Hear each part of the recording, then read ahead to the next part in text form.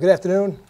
I thought we had a good practice today. It was great to have some of the infantry, the servicemen, and some of the families of the 1st Battalion, 114th Infantry down at Fort Dix, a group that I got to speak to before they were deployed. And it was a great honor to do that. And it was really nice to host some of those folks up here, both to share our program with them and also to give their kids a little bit of a distraction while their fathers and mothers are over in the Middle East securing our safety. Questions? How did Goodwin look today? I think he's getting better. I think he's a little bit more comfortable. Still very early in the process. I'm anxious to see the film. It looked like he picked one off today. He did say it hit the ground, though. He was honest about it, so we would check it on film. He knows the cameras are out there. So, but I think he looked a little bit more comfortable today than yesterday, and he's moving in the right direction. What does it say about him that you're already trusting him with real significant reps with the 1s and 2s? I think it shows you how much we value him as a football player. And like I said yesterday, he's one of the more valuable guys on this team. He proved that as a true freshman. And he's somebody that when he's in the game, I think we're better because he's in the game. He's a good athlete, but he's a very reliable football player. He will learn what he needs to do and be in the right place and given the opportunity to make the plays. Was there a possibility of switching him kind of always on the back burner since he came here, since he was such a good athlete? I never thought of it for a second until the day we made the decision. Watching him in high school, he was a dominant player at the running back position. I felt he would be that in college, and he didn't really give me anything as a freshman to believe any differently. So we were very excited with him as a running back. We're fortunate to have some depth at that position, which gives us some flexibility. And he seemed like the best choice to try. What kind of opportunity is it for Desmond Peoples? It's a huge opportunity, and one that he earned. One that I feel like he earned in the spring, and he's earned in the limited opportunities he's had this training camp. So, everything he's done this training camp is confirming how I felt coming out of the spring, and we're looking forward to him. I'm not sure he's 100% just yet, so we're looking forward to him being 100% because he's as tough a player as there is to tackle in our program when he's 100%. Okay. Is the Saturday scrimmage, sort of the last dress rehearsal for the opener? It is, yeah. Saturday night will be game situation. We'll have the coaches in the box, some of the coaches off the field, and we'll hit pretty much every situation that comes up in a game, including things like 2-point plays and overtime, and we'll hit them all, just like we did last year. So I think it's a great opportunity. It'll be kickoff time for us for our opener, so we'll do it at 7 p.m. just like it'll be 7 p.m. local out there, and we'll treat the entire day the same way we'll treat the day in a couple weeks. Yeah, how's the defensive line come along? And you mentioned a lot of times that you envision playing, I think it's 8, 9 guys. That's something that's very popular at the next level in the NFL. Do you see that becoming more popular in college football? I know you guys have done it a while.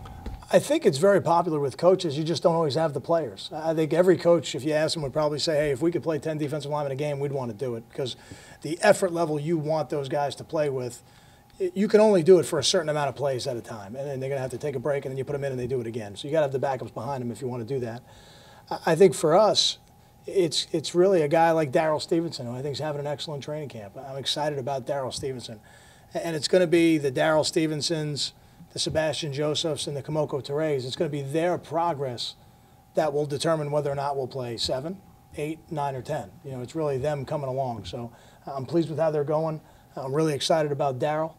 And we'll see here in a couple weeks, how we feel when we get to game day. You mentioned Kamoko. Just what have you seen? I know obviously we see him in the backfield, maybe make one play, but I think there's probably a lot of things he still needs to do just consistently. Yeah, and I think what I want to see Kamoko do is play all the situations, not just third down. I want to see him be a complete football player, and I think he's still learning how to do that. How was the punting competition now with Gleason? I would say it's pretty even. I think they both have their strengths. I don't know that either one is consistent enough just yet. I think Gleason has a little more variety of kick than Joe does, a little bit like Nick Marsh did last year, so that'll help us. If we played today, we'd probably use both of them in different situations, but that's not necessarily going to be the case when we line up to play Washington State. Are you where you want to be 2 weeks before game day? Am I? Are you where you want to be? Where you want to be. I don't know if we're ever satisfied as coach. I think we want more. We want more. And when we get past this scrimmage, as a staff, we'll assess where we are and then where do we feel like we really need to put the pieces to give us the best opportunity to win. How about the offensive line? What's your assessment of them 2 weeks to go before game day? I think we're going to need the 2 weeks to be ready. I don't know that we're ready just yet. I think they're working better together. I like that. I think we're improved. I think we're better than we were in the spring. But I'm excited that we got 2 more weeks to continue to work with him. Good time for 2 more. Eddie Jordan's been in a lot of practices. Is that cool for you? I love it. Yeah, I love it. I think Eddie, you know, he sometimes he comes with the staff, sometimes he comes with a recruit to practice, which I think is great. And you know, I tell Eddie what I tell his recruits when they come on campus. I don't know how you could play for a better choice. Somebody who chose Rutgers when he was their age, and then somebody that chose Rutgers again when he had the opportunity to stay in the NBA. He says, no, Rutgers is a better place for me and my family.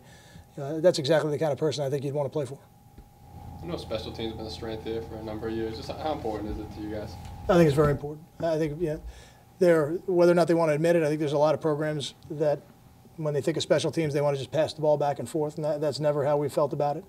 You know, when you look at things that win games, drive start is one of the key statistics in terms of winning football games, and special teams has a huge effect on that.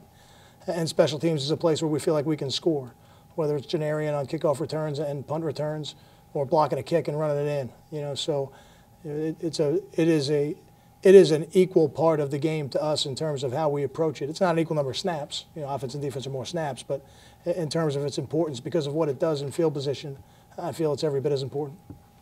Thanks, Kyle. Thank you.